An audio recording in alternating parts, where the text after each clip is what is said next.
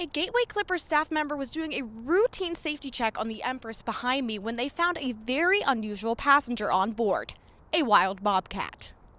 Record-breaking amounts of rain have led to flooding in places like Point State Park. You can see behind me that water at one point was at the top of these stairs. There's been debris left behind now, but water is expected to come back up to these levels.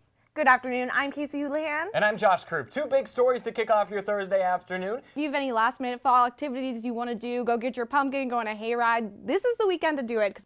And the countdown is on. In just a little more than 6 hours, the Steelers will host the Tennessee Titans at Heinz Field. The big question, can the Steelers make it 5 wins in a row?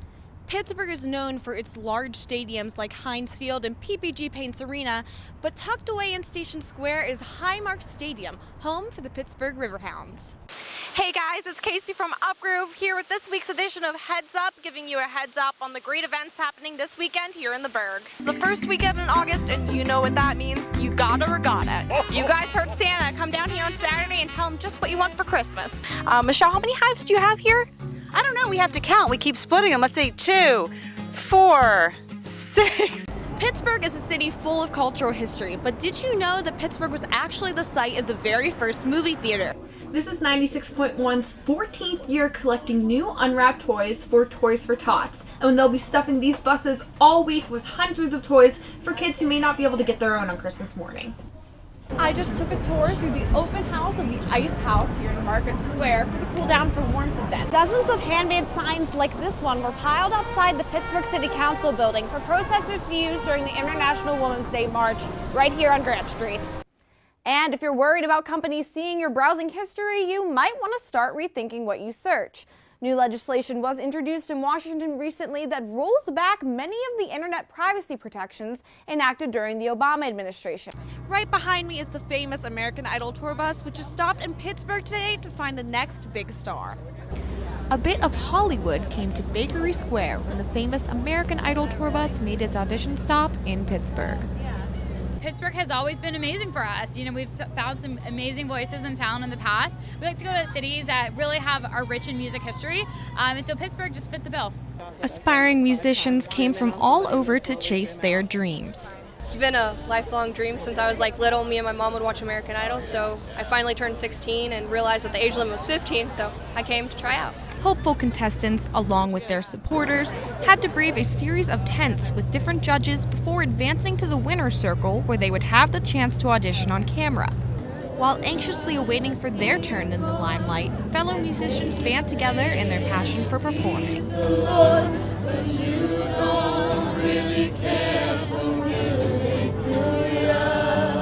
I love performing in general, and I feel like when I perform, it's a chance for me to make people happy. So if I get to do that on a bigger stage, then that's even a bigger plus for me.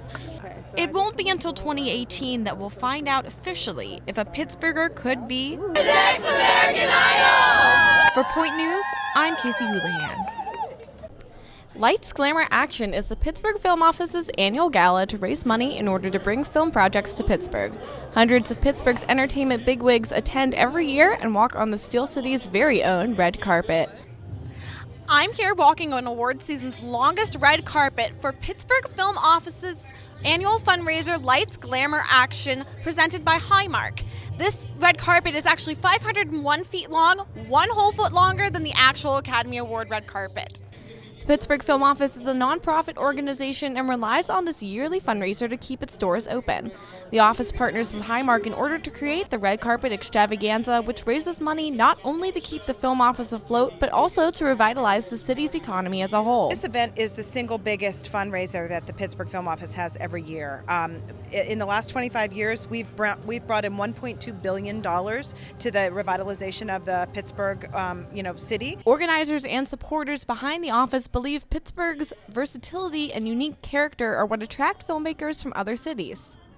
We have every kind of terrain, pretty much except a desert, that you could want. We have beautiful waterways, we have old buildings, beautiful architecture, and then you leave the city and you're really in gorgeous, farmland. So it's a little bit of everything that you could ever want for any kind of film. If you have an imagination, you can film in Pittsburgh. But look at the girls, my gosh! Let's get another look at these dresses. Can you guys put these here one time? Guests at the event ranged from local media personalities to government officials, all who must work together to create the opportunities for big films to make their home in our city. This is a celebration of everybody that's in the industry. This is their night to kind of take their stapler guns, their drills, and their cameras, and their editing equipment, put it all aside and come and have fun and enjoy all the work that they've done. The film office hopes all the glamour here will highlight its goal for getting additional film tax credits from lawmakers to keep the lights and cameras coming to Pennsylvania. Reporting for Point News, I'm Casey Hoolahan.